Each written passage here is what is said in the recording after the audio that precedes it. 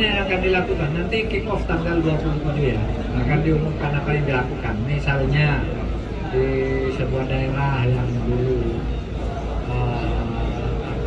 rumah masjidnya atau apanya rusak, itu rehabilitasi fisiknya akan dilakukan, tapi saya tidak hafal persis apa.